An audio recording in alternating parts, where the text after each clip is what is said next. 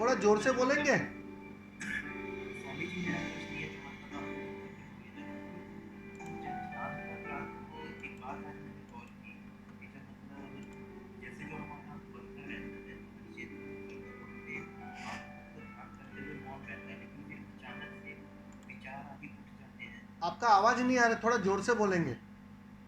Swami ji music बंद कर दीजिए। हाँ हाँ, बोलिए अभी। जी स्वामी जी एक्चुअली आज ध्यान का अनुभव मैं आपके साथ थोड़ा शेयर कर रहा हूँ।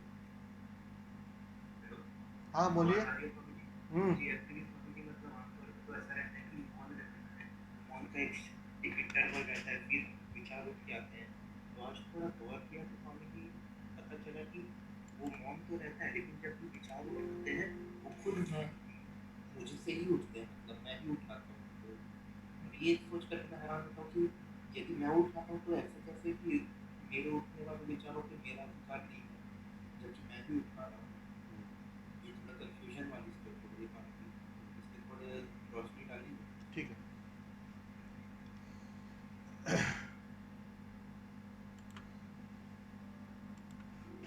अभी अगर ठीक से सुना होगा आपने तो मैंने यही बात बताई।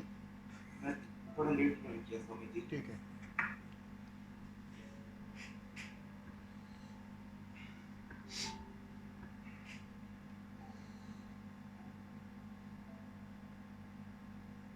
मन के रहते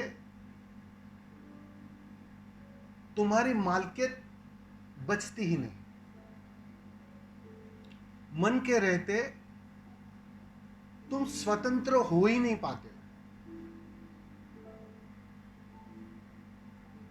मन रहेगा, गुलामी जारी रहेगी,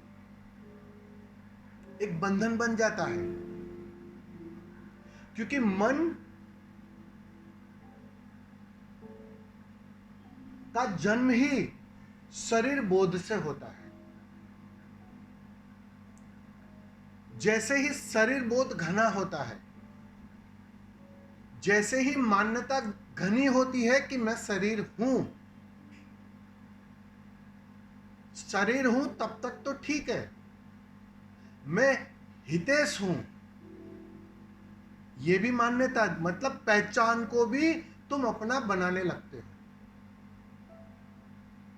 उतनी मात्रा में मन की सघनता बढ़ती है, मन मजबूत होता है, वो जोड़ बिल्कुल फेविकॉल की तरह हो जाता है जो टूटता नहीं। सुनी ना ऐड, मजबूती उतनी फेविकॉल की जोड़ जितनी, वैसी ही जोड़ बन जाती है। मन उस फेविकॉल का काम करता है। तो वो मान्यता जाने अनजाने शरीर बोध की बनी रहती है और ये गुलामी है। इसलिए आपने गौर किया कभी भी सारे ध्यान की विधियों में मैं शरीर नहीं हूं उस पर जोर दिया गया है। शरीर की जो तुम्हारी मान्यता थी बचपन से लेके अब तक की, उसको तोड़ने का प्रयत्न किया गया है। आउट ऑफ बॉडी एक्सपीरियंस जिसे हम कहते हैं, सारी विधियों में इसी पर जोर दिया गया। जब तुम्हें ध्यान घटता है, भले 1 पल 2 पल 4 पल के लिए ही सही, वो ध्यान घटने का मतलब ही इतना होता है कि तुम उन पलों में शरीर के अर्थ में भी खो गए, मान्यताओं के अर्थ में भी खो गए, विचारों के अर्थों में भी खो गए, तुम्हारा अस्तित्व बचा ही ना।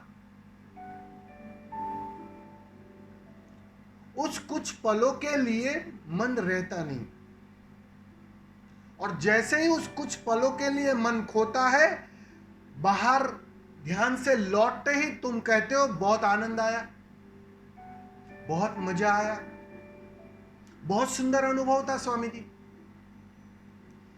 ये जो व्याख्या तुम करते हो वो पहली दफा अपने सम्राट होने की व्याख्या करते हो, अपनी मालकियत की तुम घोषणा करते हो। 4 पल के लिए ही सही स्वामी जी, मैं मालिक बना, मैं अपना मालिक बना, मैं सम्राट बना, उसी की तुम घोषणा कर रहे हो। तुम्हारे पास शब्द नहीं होते हैं,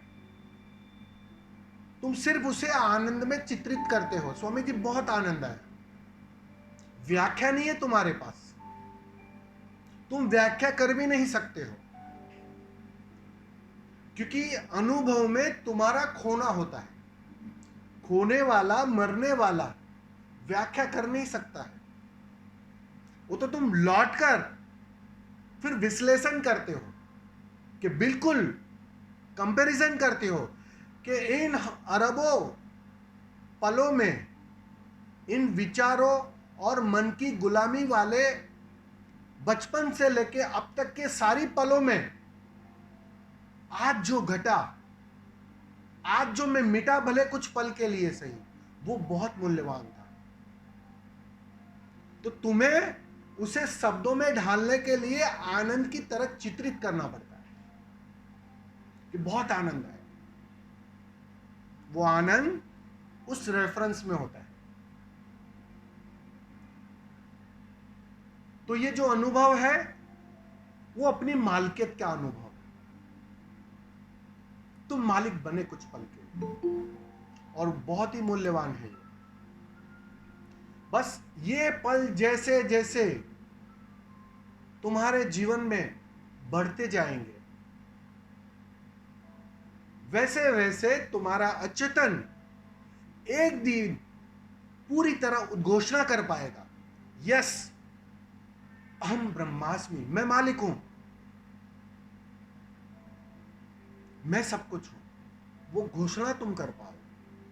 लेकिन वो जब परिणाम आएगा, जब अचेतन पूरी तरह राजी हो जाएगा कि मैं गुलाम नहीं, मैं मालिक हूं। तो इस अर्थों में गुलामी तुम्हें खलती है, बेचैन करती है। तो यस, जो ये अनुभव हुआ है वो खोने का अनुभव है, वो मिटने का अनुभव। और उस मिटने में तुम निखर कर बाहर आ जाते हो, तुम्हारा फिर से जन्म हो जाता है। दबा है वो जो असली यस है, असली जो तुम्हारा होना है, ये यस तो पहचान है, लेकिन असली जो तुम्हारा होना है वो कुछ पल के लिए उभर जाता है। जी स्वामी जी, वो घटना तो ही है, लेकिन मेरा मूल प्रश्न थोड़ा दूसरा था। क्या प्रश्न मेरा ये था स्वामी जी कि मैं आज जब ध्यान में बैठा था, तो मतलब जैसे कई बार तो गहराइयों में फिर कुछ पता नहीं चलता। आज थोड़ा सा गौर किया कि जब जैसे आमतौर पे कई बार विचार उठ जाते हैं, स्वतः ही उठ जाते हैं, तो आज थोड़ा गौर किया तो पता चला कि इनको उठाने वाला भी मैं हूँ और देखने वाला भी मैं हूँ। ये थोड़ा गौर किया तो इसमें थोड़ी कंफ्यूजन। हाँ, लेकिन ये जो बोल रहा है ना, वही तो मन है। ये जो प्रश्न पूछ रहा है ना, वही तो मन है। जी नहीं, जी स्वामी जी, ये भी समझ में आ रहा है कि प्रश्न भी मन पूछ रहा है, लेकिन सवाल ये है तो कि सीधी सी बात है, वो मन नहीं स्वामी जी, प्रश्न ये है कि मैं उठाने वाला हूँ, तो मेरा इन पे कंट्रोल कैसे नहीं है? तो वही तो मैं बोल रहा हूं, मन है तब तक वो गुलामी जारी रहती है, और उस गुलामी के कारण वो प्रश्न उठते ही रहेंगे। तुम चाहो न चाहो, भूमि में बीज गिरते ही रहेंगे। इसी का नाम तो बेहोशी है। लेकिन स्वामी जी, ये उठते कहाँ से है? अरे वो तुम्हारी गहरे से गहरी अचेतन की मांग के कारण उठ रहे हैं। तुमने कुछ मांगा है, तुम्हारी कुछ डिमांड है। मांगा भी नहीं स्वामी जी, शायद नहीं, वो नहीं, बिना मांगे यहां ये फसल उगती ही नहीं है। तुमने मांगा है, भले तुम्हें पता हो या ना पता हो, अचेतन से मांगा है, चाहे अध्यात्म के तल पर मांगा है। वो भिखमंगापन गया नहीं है अभी।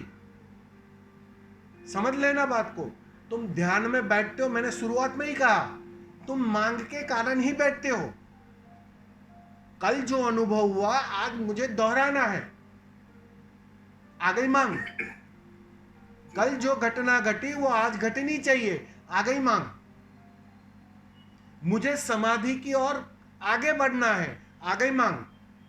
मुझे कुछ ऐसी अवस्था जिए जैसे स्वामी जी जी रहे हैं, मैं भी वैसा जीऊं, आ गई मांग। ये सारी मांगे ही है। वो अचेतन के गहरे से गहरे तल से उठ रही है, दिखाई नहीं पड़ेगी वो तो गहरे गहरे जैसे तुम ध्यान में प्रवेश करोगे वैसे वैसे वो गहराई वाली मांगे उठती है।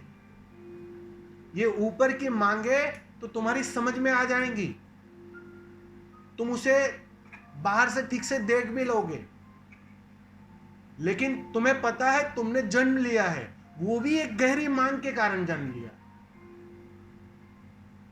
अब वो दिखाई ना पड़ेगी, वो बहुत गहरे नीचे के तल पर है। वो तो जैसे जैसे तुम गहराई में जाओगे, जैसे जैसे ध्यान की गहराई बढ़ेगी, स्वाद गहरा होने लगेगा, वैसे वैसे तुम्हें वो मांग भी साफ साफ दिखाई पड़ेगी। अरे ऐसा भी मैंने मांगा था, ये भी मेरी मांग थी। ये चाहे विचार हो, चाहे ये अभिव्यक्तियां हो, चाहे ये अनुभव हो, ये भी मेरी मांग थी। वो धीरे धीरे दिखाई पड़ते। वो कहते हैं ना, परत दर परत खुलना शुरू हो जाती है, एक एक परत खुलना शुरू हो जाती है। पहली परत खुली और गहरे गए, दूसरी परत खुली, तीसरी परत खुली, ऐसे परत दर परत खुलना शुरू हो जाती है। और बहुत सारी ऐसी मांगे हैं जो बहुत गहरे में अचेतन में दबी पड़ी है, उसी के कारण मुक्ति नहीं हो रही। बात समझो, ये खुद ब खुद उठती है जो भी डेफिनेटली खुद ब खुद उठती है, खुद ब खुद करने उठती वाला है। मैं नहीं, क्योंकि देखो ध्यान का मतलब क्या है? ध्यान का मतलब वेट एंड वॉच। तुम देखो और प्रतीक्षा करो। अब जब देखते हो और प्रतीक्षा करते हो, वो भीतर की गहरे से गहरी मांग अपने से उभरना शुरू हो जाती है। समझ में आ रहा है? जी सर, आपने गौर किया होगा, विपस्सना में बहुत सारे लोगों को बहुत पिछले जन्मों की याद बनाती है, मतलब पिछले जन्मों की बहुत सारी श्रृंखलाएं, द्वार खुल जाते हैं। आपने गौर किया होगा, वजह क्या है? बस वो क्या करते हैं, विपस्सना का मतलब वेट एंड वॉच। उस वेट एंड वॉच में और गहरी परत खुलती है, बचपन की परत खुलती है, फिर उससे भी गहरी पिछले समय की भी परत खुलना शुरू हो जाती है। अब जैसे जैसे वो पिछले समय का की परत खुलना शुरू होती है, और तुम काम तो वही कर रहे हो, वेट एंड वॉच, देखने का ही काम कर रहे हो, वो देखते देखते तुम उससे भी गुजर जाते हो, उसके भी पीछे गुजर जाते हो। बात साफ साफ होने लगती है। और जैसे जैसे वो गहराई बढ़ती है, वैसे वैसे तुम्हारी क्षमता भी बढ़ती है, तुम निपुण होने लगते हो। इस बात को समझ लेना, साधक को ये बात बहुत ध्यान से समझनी चाहिए।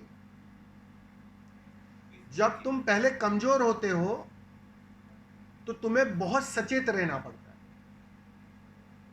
लेकिन जैसे जैसे तुम माहिर होने लगते हो, वो कुशल कार चालक होता है ना, ड्राइवर, फिर उसको चिंता नहीं होती है, वो बातें भी करता है, संगीत भी सुनता है, और गाड़ी को बिल्कुल चलाता है, और अपनी गली आती है मुड़ भी जाता है। उसे याद नहीं रखना पड़ता कि अब गली आएगी और मुझे मुड़ना है। वो क्षमता बढ़ जाती है, बिल्कुल ऐसी ही तुम्हारी क्षमता बढ़ जाएगी, तुम बलवान हो जाओगे। और तुम जैसे जैसे बलवान हो जाओगे, बाहर की निर्भरता खोने लगेगी, बाहर के आलंबन छूटने लगेंगे, और एक दिन अपदीपो भव की घटना घटेगी। तुम ही कारण बनोगे अपने दिए जलाने के, वो अवस्था आ जाएगी। समझ रहे? धन्यवाद। धन्यवाद सर जी। स्वामी जी